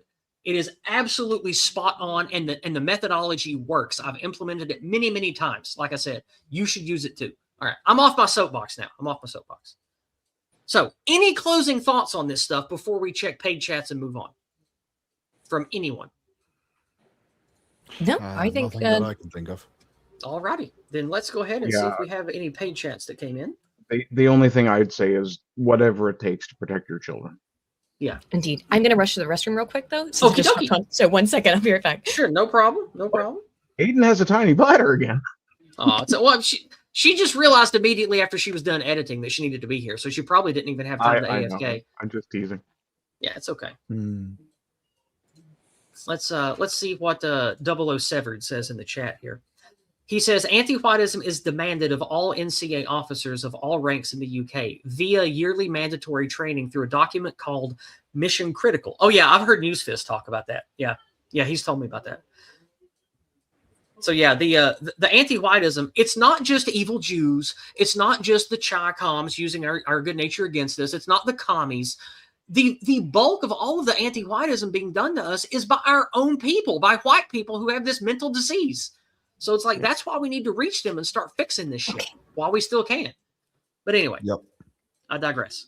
I personally foresee the UK having one of two projected futures. If the Restore Party can come to power within the UK and is able to do so with sufficient majority that they can push through everything that they need to do in order to make the necessary reforms, then we may be able to bring the UK back to a position that one might call respectable. If, however, the Restore Party comes to power and it turns out that the UK populace has been once again hoodwinked and that it is in fact not filled with right-wing ideals, or if the Restore Party is in fact prevented from being able to come to power in any way, shape or form, I foresee a violent uprising occurring within these isles. Yeah. I don't want it to get there, but it does look inevitable unless something changes. I dread that day. I do not want it, but I see it as what can only be described as a horrific but necessary evil. And I sincerely hope that we don't end up there. Yeah, me too. Because as much as it might be fun to think about, we all lose when that happens. We all lose. Absolutely. Like that's not, we don't want violence in the street and uprising and social strife. Like everything that you can look to in history shows that we all lose and everyone's life is worse because of it. And we never get back what was taken from us. That's why I encourage people to use words and association while we can, because what comes after that will be to the disempowerment and the destruction of us in ways that we can't get back. And I don't want to see that happen to our civilization. But it will happen if we don't have social victories with words. That shit will come to pass. It's very sad. Mm-hmm. And that's what all of the left-wing people in this country don't seem to understand either. They don't seem to understand that things are going to happen, and we on the right are trying to prevent those things from happening. Yeah. They think that if they just get their own way, that everything will go right and that we just need to get on with the picture. But no, we are trying to avert a disaster. Yeah. Because I don't want England to have to go through a desperate time where strong men will rise up and lead a bunch of angry footballers to brutalize teachers and people and police. Like you don't come back from that. Who you are as a people is forever lost and changed when that happens. And I don't want that to happen. That is a terrible outcome that we all want to keep from happening. If the UK goes the way of South Africa, and currently it is most certainly going the way of South Africa, then the country will be lost. Yeah. Yeah, and like Laku said down here, Serbians rioted for 6 months last year against their leader and nothing changed. Yeah, like this is what I'm talking about. Like violent uprisings, mass protests, these are not changing anything. And like Aydin brought up, it only puts you on a list to make your life worse. Yes. Like we need responsible, intelligent approaches to these issues while we can still do that. That's why I preach the Go Free method so much. It's one of the things that I've actually seen work and change people's minds and get them to behave differently. Like it works. Use it. Yeah, there's also the aspect that we have to realize it took generations to get this bad. It's going to take generations to get out of it. But it's we don't have many left. Fewer. Well, this is the thing, though. It will take fewer generations. I mean, we already see the Gen Z, like I said earlier, going back to church, looking at the traditional gender roles. I mean, 2 generations, if we can keep that kind of energy intensifying, 2 generations, we might be right back where we were in the 50s. Yeah, we'll see. Ideally. We'll see. Regardless, let's get on to the other dragons. That was a pretty heavy topic. The other ones won't be so heavy. Ginger Monster. We have 2 topics left. Kami Roundup and the Future Calls. What will it be, sir? Ooh, does anybody else want to take one? Sure, Aydin, I'll take you one. haven't chosen anything yet. Yeah. Politicrat, perfect. Go for Let's go with my boy Hassan Piker. Oh God! Oh boy! You've already guessed. You've already guessed what it'll be. Yeah. Commie Roundup. Let's do it. All right. The feds in the U.S. subpoena Hassan Piker and Medea Benjamin over Cuba trip. Federal officials have served subpoenas to Marxist political influencer Hassan Piker and Code Pink co-founder Susan Medea Benjamin as part of a wider investigation into whether U.S. organizations and leaders violated U.S. laws and sanctions in supporting Cuba's communist regime, Fox News Digital has learned. Piker and Benjamin are among those caught in federal inquiry into whether activists who traveled to Cuba in March violated U.S. sanction laws through the financing, coordination, and delivery of goods to Cuba, including potential contacts with Cuban government personnel or entities on the island. The administrative subpoenas were sent to the pair by the Treasury Department's Office of Foreign Asset Control. The administrative subpoenas, called Requests for Information, or RFI, seek financial, logistical, and communication information revolving around trips the two widely bragged about making to the island nation in March with delegations of Mexican talk or our American convoy from a global network of communist sympathizers, activists, and influencers who brought supplies to the country's ruling Communist Party of Cuba, according to sources familiar with the matter. Now, this ultimately doesn't matter, and I think it's just stupid, but let's go talk to a dragon, which is this handsome fella. We haven't seen him for a while. The red with us tonight is spirit bonded to a human warrior, and he spent a great deal of his life learning humans in a personal way where most dragons do not. He knows that human government and civilization is complicated because those with the strongest, most noble traits rarely seem to rule. So his question tonight is about our weak rulers who send mixed messages to their subjects. And Politicrat, this comes to you first. Should the U.S. seriously fear influence by Cuba? If not, why? I mean, if so, why? If not, what is the purpose of this investigation? So here's the thing. I'm going to give a bit of a nuanced answer here. I'm typically, excuse me, I'm sorry. I'm typically a non-interventionist. However, if it's in the Western Hemisphere, I'm kind of fine. We probably should have kept Cuba anyway after the Spanish-American War. Like, I'm not gonna. There's not gonna be any tears shed if they try to topple the regime. For the same reason, I shed no tears for Maduro after he was airlifted out of Venezuela. That was a fun day.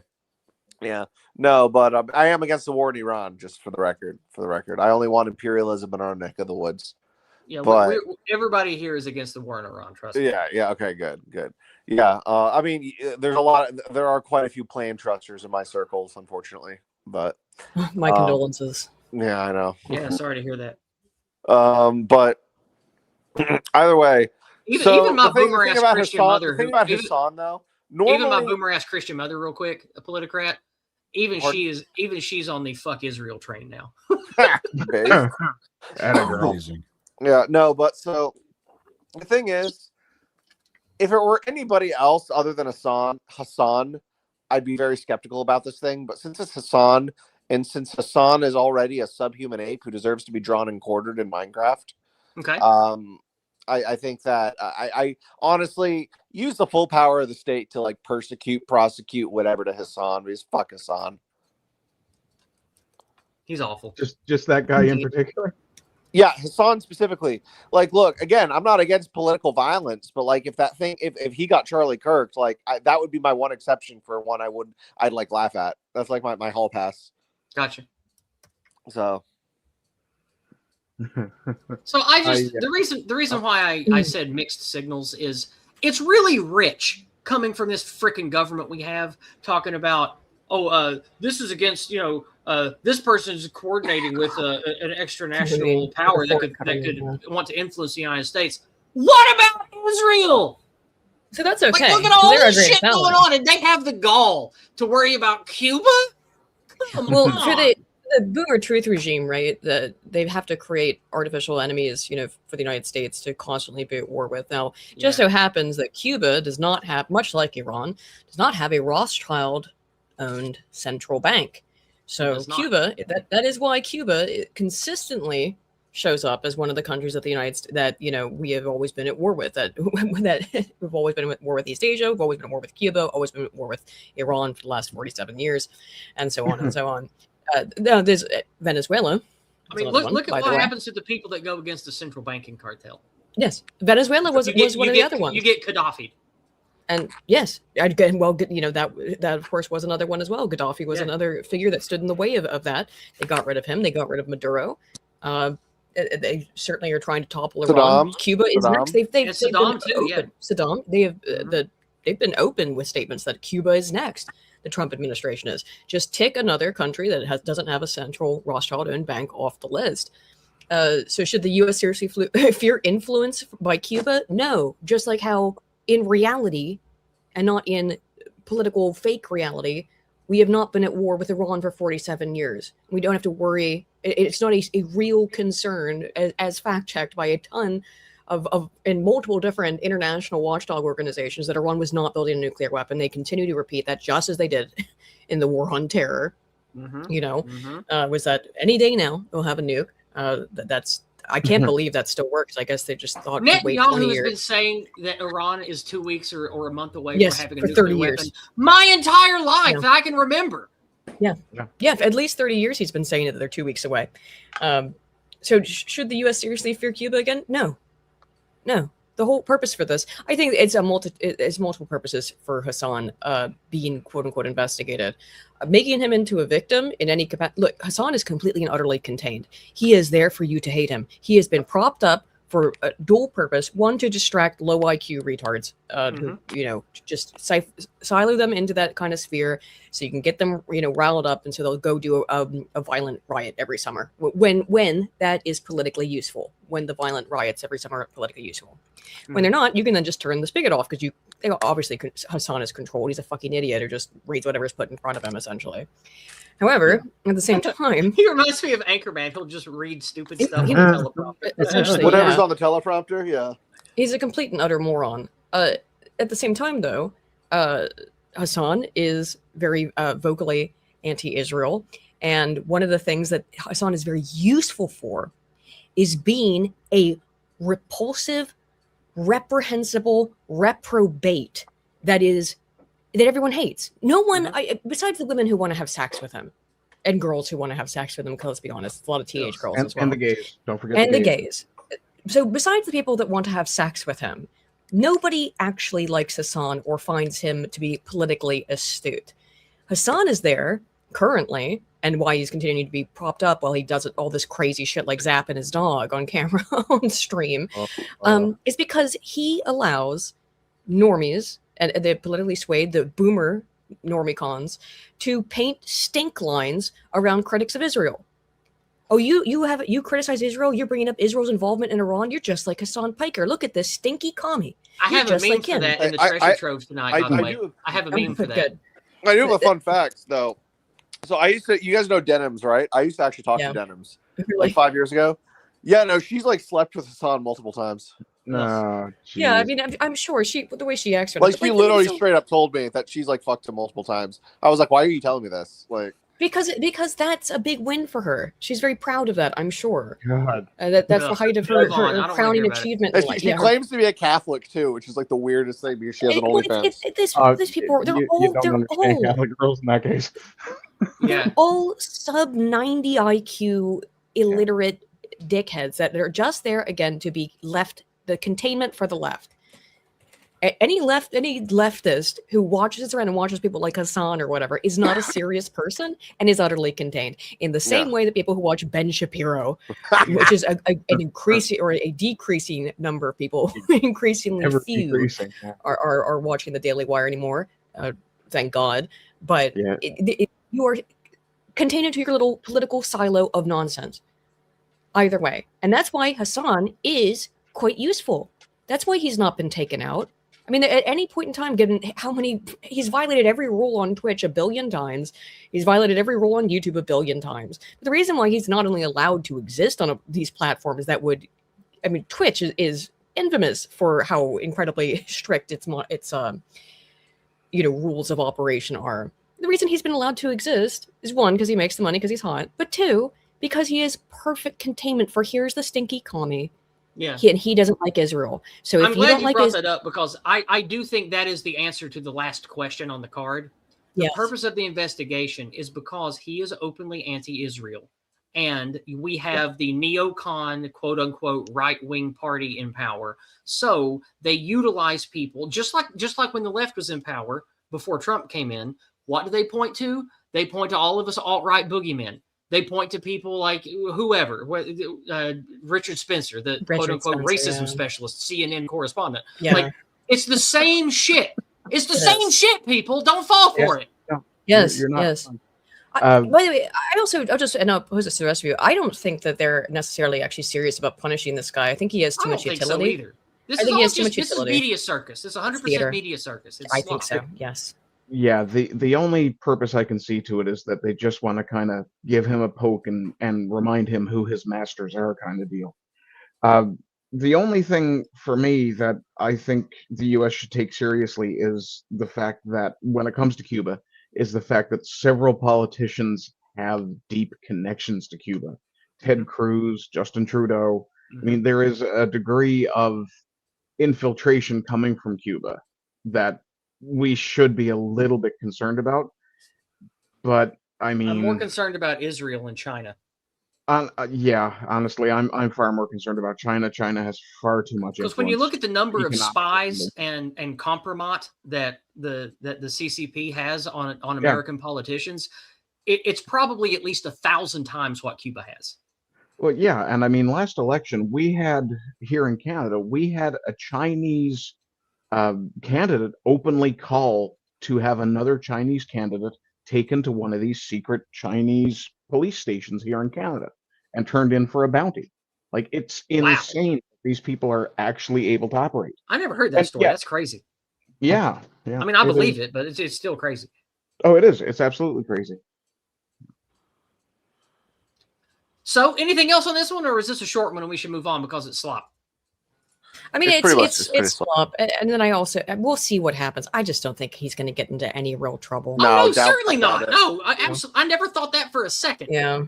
I actually have a question. Is it possible that Laura Loomer is behind this just because she wants to get in Hassan's pants?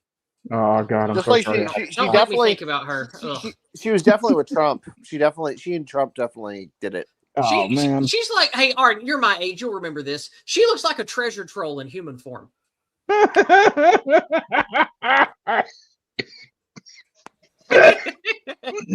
I make you choke?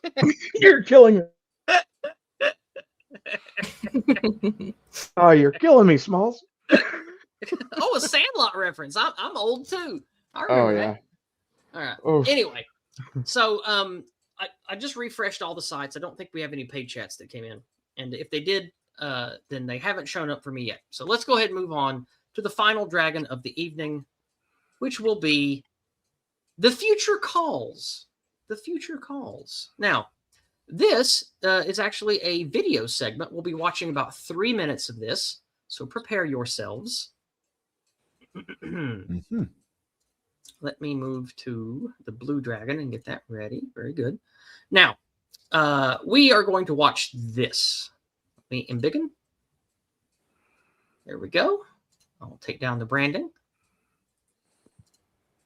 I said take down. Very good. Very good. Now, let's watch this and listen to about 3 minutes of this. Ooh. NVIDIA's finally ripping the Band-Aid off, and it's no longer reporting gaming revenue separately at its earnings. And this is at a time when NVIDIA has been promoting terminal-based cloud-connected computing instead of owning computers. There's no question my ambition has changed. You know, I wanted to be somebody, to do something, make a contribution, but that was the old Jensen. You know, the new Jensen, I got big ambitions now. The world moved away from those centralized computing environments towards everybody just using laptops. This is today's computing environment. Yesterday's computing was largely about personal computing. In the future, it's going to be about personal AI. Those billions of agents will all use tools, and those tools are going to be like PCs, just like us humans using PCs today. In the future, you'll have an agent using PC. We're also going to see personal AI. Instead of personal computers, we want personal AI. During NVIDIA's quarterly earnings, NVIDIA announced a change in how it will report revenue for its businesses. Starting this fiscal year, NVIDIA will lump gaming revenue in alongside robotics, automotive, AI RAN base stations, and workstation products as part of an edge computing category. NVIDIA says, quote, edge computing highlights data processing devices for agentic and physical AI, including PCs, game consoles, workstations, AI RAN base stations, robotics, and automotive, end quote. So to just put a really fine point on this, they are saying that PCs and game consoles are computing devices for AI agents. Just really want to make sure people caught that, because that's a big change in what they're openly saying. In some ways, I guess it's vindicating for NVIDIA to finally be saying publicly what we've been talking about is happening for like the last year now. But in other ways, it's them no longer pretending. All right, that was the segment I wanted you to see of that. That is Gamers Nexus, an excellent site about all things gaming and computer related for us gamers. 3 of 12 put me onto that. He's shielded here a lot. It's excellent. I actually follow and listen to a lot of their content now. Really good site, really good channel. And of course, they have a website if you just prefer to read instead of watch. They have both. So let's move on now to... Oh, wait. I forgot to turn my camera off for that. Let's go back over here and go to this beautiful worm. The blue with us tonight lives in the astral plane and exists as a being of energy and thought. As such, he has near infinite time to learn about all the interesting things in the cosmos. He views the advancement of technology as a type of evolution, not in the cringe way many transhumanists view it, but similarly. Intelligent creatures have always evolved with their technology, and he's curious how we view these things in relation to AI as presented by the Gamers Nexus video. The question tonight, do you prefer corpos, like the head of NVIDIA, to speak honestly about their desire to simply rule us for larger projects? Also, what do you think about the future of computing being personal AI? And since we don't have 3 of 12, we will let anyone who wants to take this take it first. Well, I am simply inclined to say what I truly believe on the matter. The current paradigm of thought regarding AI is ultimately a lost cause. From what I can tell, from what I've learned on the matter, there are fundamental problems that literally are as foundational as you can get, that mean that there will always be aspects within AI in the modern day incarnation that will render them useless for larger projects. As a consequence, this is a bubble. It is going to pop, and when it does, all I can hope is that it takes the housing bubble with it so that I can finally own somewhere to live.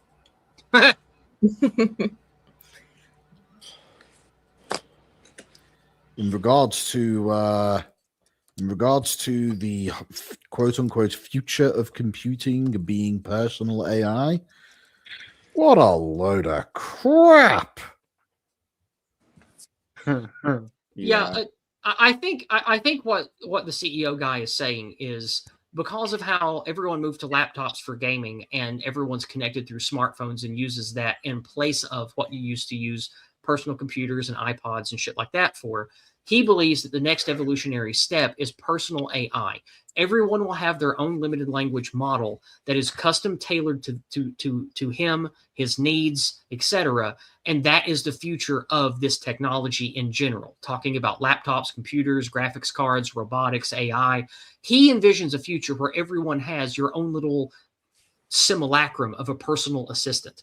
And that's what he thinks the future of this technology is headed towards.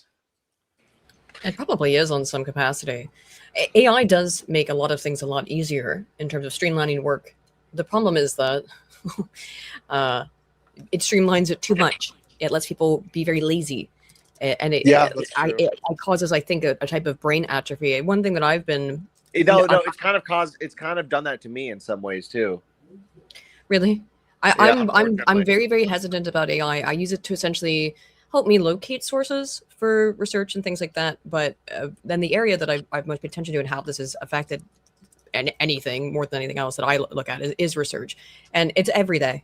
Every day there's a new Retraction Watch article or a new notice of concern on a research paper because it's using AI.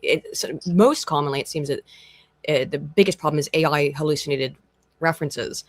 But this whole idea It's all over the place. And the problem being is that it's not making people better. It's not making them more efficient at their jobs, which is what it should be used for. It's making them lazier and dumber and more susceptible to propaganda than ever. Yeah, it's creating an entire generation of digital pagans because they treat these AI search engines as if they're some sort of oracle, and it makes me insane. Yeah, they form relationships. Oh, it's like too. people in the Twitter chats who are like, "Hey, Grok, check me right here." Ha! I just won the argument. Yeah, that irks me because I've had people use that on me, and to be fair, I have used it myself. Generally, when I know what the answer is going to be, I will use it more just to have the AI help me mog somebody. No, but and also don't forget, Yeah, AI same. is an astounding tool when used responsibly.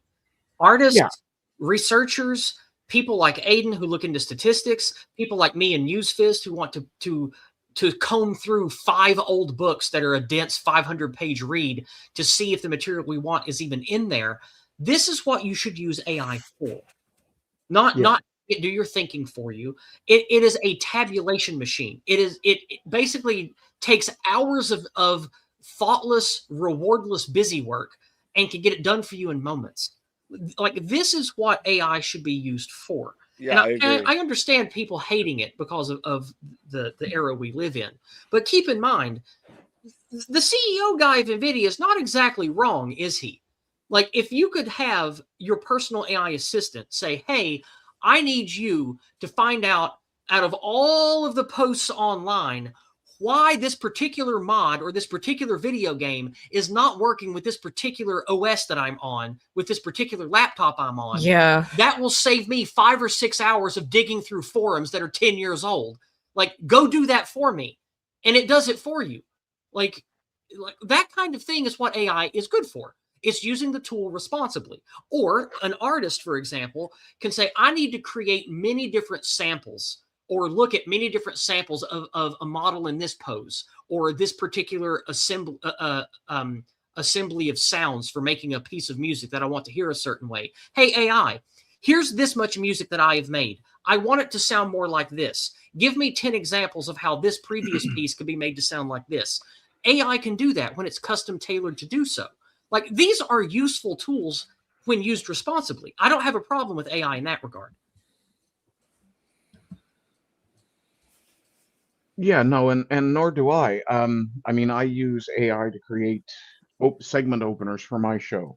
I had a song in my head for the better part of 30 years that I didn't think I was ever going to get put to music, that I actually managed to post on my YouTube because of Suno, I think was the service I used. Okay, cool. Yeah, I mean, there is absolutely utility in AI. The problem is that, and Linda mentioned it in chat, that she's seen people that it discussed where people use it as a friend. There are a lot of people who seem to have moved into this weird realm where they're developing relationships, whether romantic or platonic, with an AI. Well, society is so atomized. I don't blame people. You know? Yeah, I can understand where you're coming from there, Aydin. But for me, I can't be friends with something stupider than I am, unless it's a dog. And I mean, depending on the breed of dog, they might be slightly smarter than me. So, Border collies are excellent dogs. Yeah. So Ginger is a fellow AI art hater like myself. But how do you feel, Ginger, about the future of all personal computing being AI based? Do you think that will happen? Do you think that's inevitable? Or do you think that there will be enough market demand and user creativity to stem that from happening? What do you think? It will never happen. Not with the current paradigm of AI. Okay. The current paradigm of AI is ultimately foundationally based on large language models, text predictors. They are prediction engines. That is all they are. They are not creative. To quote a friend of mine, the current rendition of AI is just a fuzzy JPEG of the internet.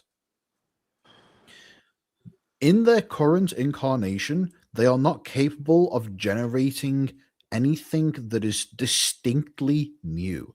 They are only capable of remixing that which already exists, and when they do so, they introduce an aspect of chaos that results in the photocopy of a photocopy effect, resulting in whatever they produce ultimately degrading into garbled nonsense.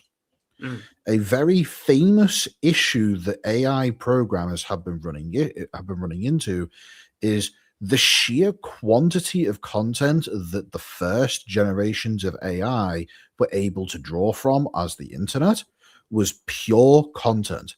And so they made a tremendous amount of progress.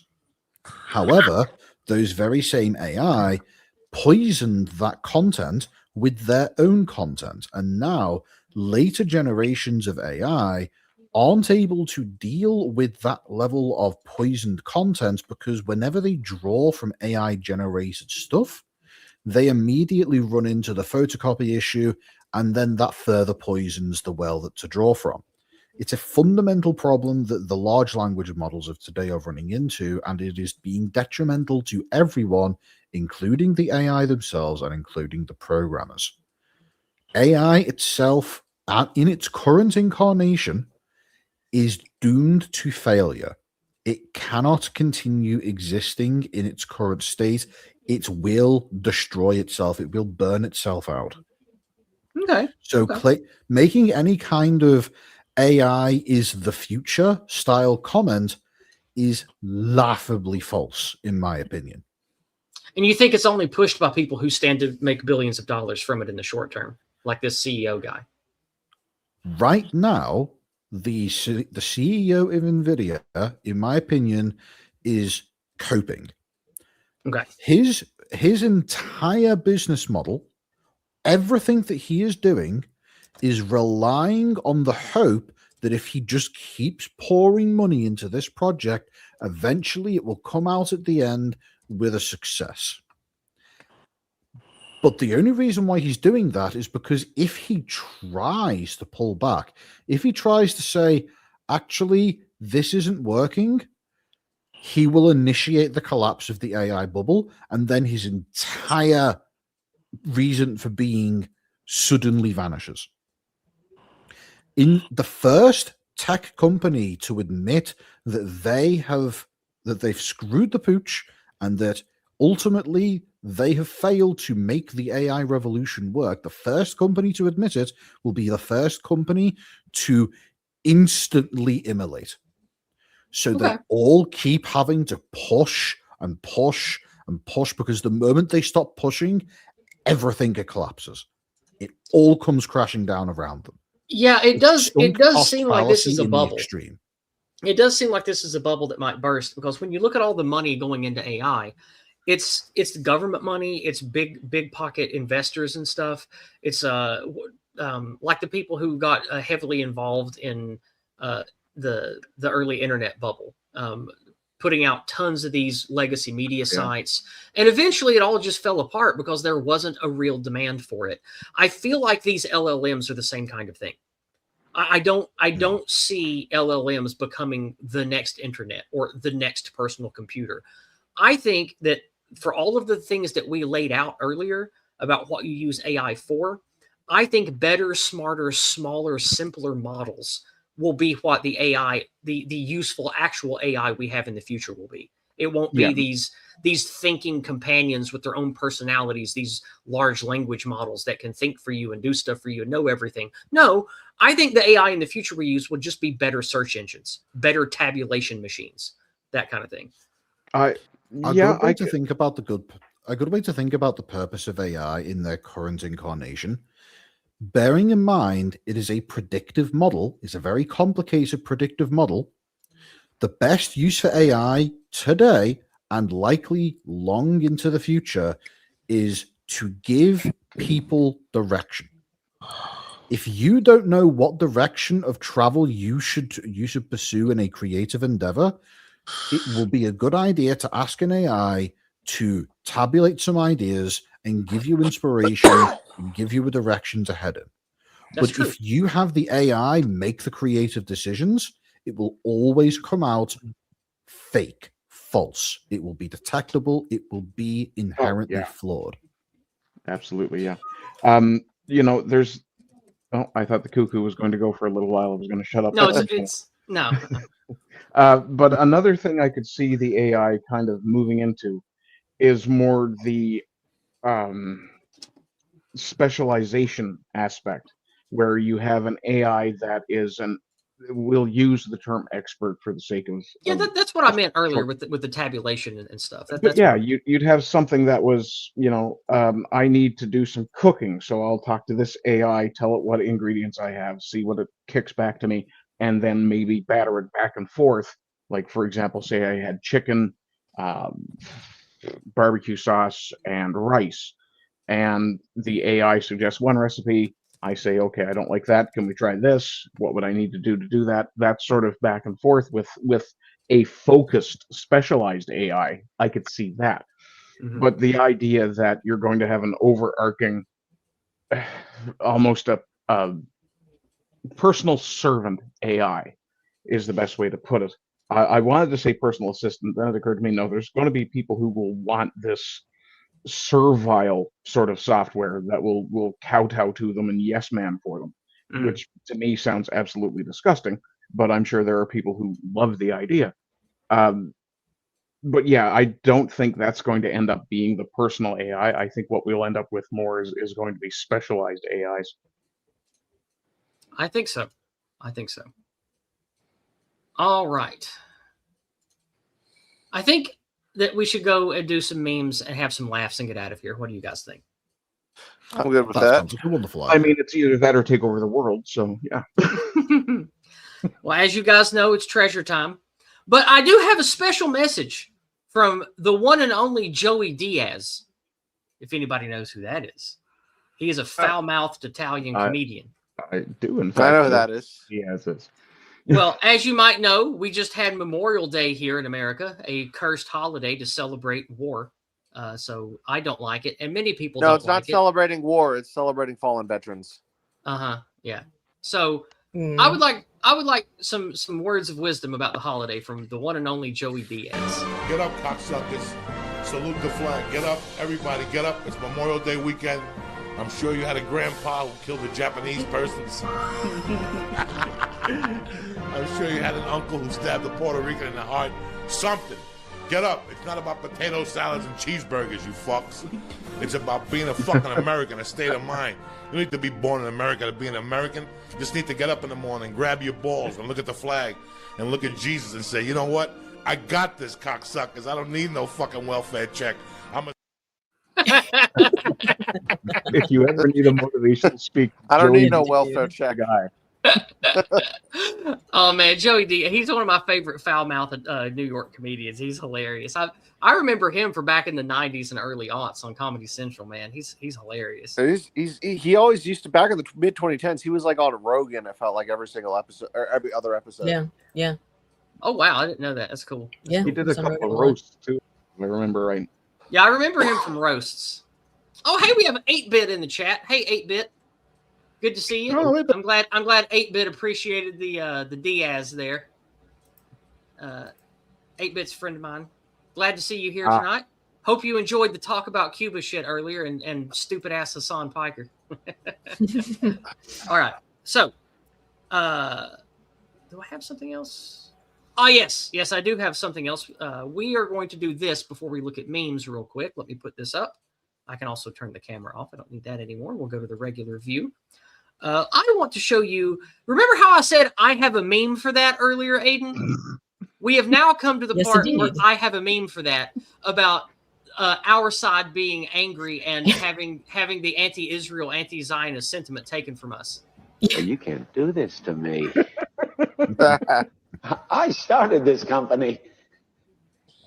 You know how much I sacrificed? It's so frustrating. It's so frustrating to watch them just jaunt on in after Oct 7 and just be like, if anything, they keep calling the people who are like pro because they only see in like binaries. People like you have idiots like James Lindsay, for instance, who are calling any person on the right who is like critical of Israel as the woke right. First of all, it reminds me of like it's like fetch. You can't make fetch happen. Yes. But then second of all, it's like whoa. You guys are the ones who are calling any mild criticism of even the Israeli government as anti-Semitism. That sounds like that's the woke right to me. That's what I would think the woke right is. Yes, that is the woke right, but James the woke right is not a real thing. No, but yeah, I know. In such that it does exist. It's yes. If anything, that would be it. Yeah. Is type of people who also want to, put all kind of stipulations on your ability to speak your mind about things, for example. Yeah. In the treasure trove, I do like to share some white pilling stuff and some touching stuff, and I want you guys to remember that Irina Zarutska would have turned 24 this weekend, and it's important that we remember as many fallen victims to anti-whiteism as we can. May she rest in peace, and may the anti-whites who facilitated her murder be one day paid in full. Absolutely. All right, next. Traffic accident near downtown. 2 people and a Californian dead. Screen. Please say. We're not seeing it. You just read out we can't see it. No. Oh no. Is OBS fucking me? What happened? Wouldn't surprise me. Anyway, to vamp for time, another meme regarding Norman Osborn. I'm something of an anti-Zionist. Oh, it's because I turned my. Okay, I forgot that I shifted feed for the video. My bad. There you go. Traffic accident here downtown. 2 people and a Californian dead. Damn. Now, this next one is visual, so I'm sorry for those of you who might just be listening podcast style. Check this out. Please say it's not just me, right? You see it too, right? The hell? Oh my god. Oh, it's her arm with her hair over it. It's the hair over her arm. Oh, I thought that was a dildo for a second. Well, yeah, it looks like a giant dick coming out of her glass. And it's hilarious. That nose is something special too. Oh, no, look at that giant schnoz on that dude on the left. It's crazy. I don't even know where this is from. Oh, that... Okay. They look like pornographers. They look like they film porn. I have no idea. Those two are actually a pair of famous children's comedy routine called the Chuckle Brothers. They were very popular in the UK in the early 90s. And the one on the left is unfortunately dead now. But the pair of them were about as wholesome as you could get. Those two were beloved. I'm glad Politicrat is incredibly wrong about who they are. Then that's good. Yeah. Okay, that's good. I'm glad. That's cool. That's a time to be glad to be wrong. Yes. Also, right. I just want to point out. Apparently, I'm the only one who didn't think that she was apparently holding a mug with a giant dildo in it. I saw that and immediately thought, "What am I looking at here? That's just a woman with bare arms." I'm not forward-brained. I'm not coon-brained here, but if you showed me this picture, the first thing I notice is that a giant penis coming out of that glass? Because you can't not see it. You can't not see it. It's there. Anyway, I could only see it when I realized, but from everybody else's responses, that I should be looking for something dodgy. All right, let's move on. We only have a few more because there's funny videos I want to watch. You, Ginger? I like this one. This is my favorite Suicide Watch sign. This is pretty good. You guys seen this? You guys seen this? No, I've seen this before. Oh my god, that's great. This is pretty good. All right, next up. My grandfather from the faraway kingdom of Alabama warning me about the evil dark beings. He is a grand wizard.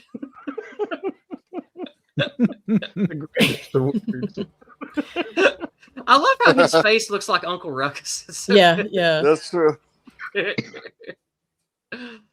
And last meme of the night is not a meme. It's a text post. Be me, wage cucking as a cashier in the supermarket. Still have some youthful optimism left. So I'm all smiles for every customer. This lovely elderly couple comes up to me and we have a conversation akin to this. My, aren't we in a good mood? Well, life is a mirror. When you smile at it, it smiles back. And the woman says, "Oh, that's lovely, dear. Who said that?" I said, "Hitler."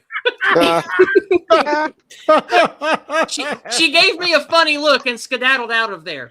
They surely must have realized I misattributed the quote. God. Is that just some frog terrorizing some old people? Oh, God, that's awesome. That made me laugh. Ah, All right. wonderful. Now, we have some funnies to watch, courtesy Ginger. Ginger shared some really funny videos. Now, you guys know I love video games, and I like the Biohazard series, which is stupidly called Resident Evil in the West, which I hate and I think it's dumb. Yeah. But no, it made sense for the first game, not the rest of the massive series. I don't even think it made sense for the first game, but It this was is in a fine. residence, Like, at but least yeah. it was at a residence, right? But Yes. like Biohazard is a much stronger title Yes. for a game than Resident Evil. Like, you know, It is. anyway. I agree. So anyway, Ginger put me on to guy's videos who the guy I am familiar with a little bit. I've seen some of his funnies before, but he made a pair of really funny videos about Resident Evil 9 or Reninium as some of us call it. So these are only like a minute long each, and I wanted to watch these with you guys before we get out of here. These are excellent. So Ginger, thank you very much for these, and I hope that all of you watching love and appreciate this as much as I do. So here we go. Let me embiggen. And embiggen once again.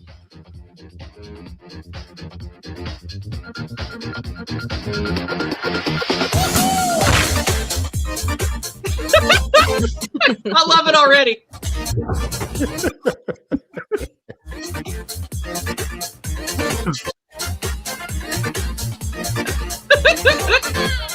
What is this?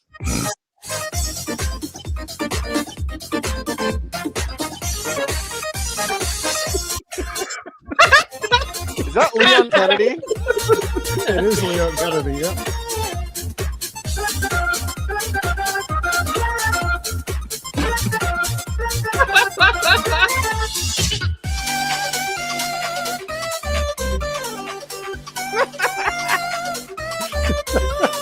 It's Deus Ex Pistol.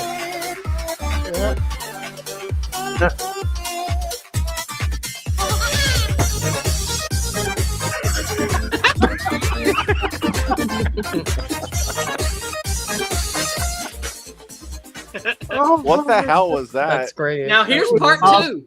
Here's part two. Yeah. Here's part two. If I don't think this is even funny.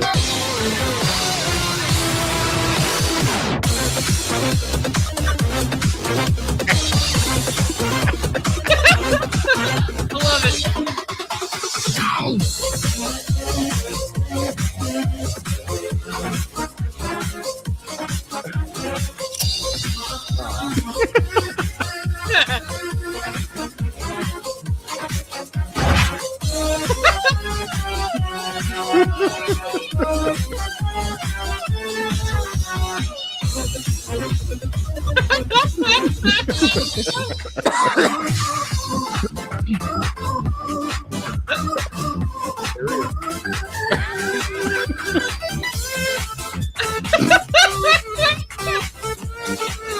Oh god. I love the Elvis Pepsi. Yeah. Translators note the best. Translators know what's perfect.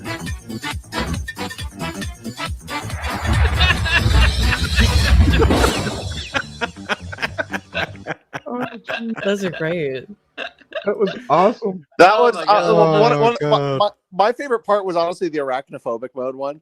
Yeah, that was great. That No, was great. because it's. I heard that like some games have that now, and it's look. I say this as someone who's genuinely an arachnophobe. I think that is stupid. Like, Yeah, it is. it removes the experience. Like, if you want to be immersed, don't you want to be creeped out? Like, yeah, right?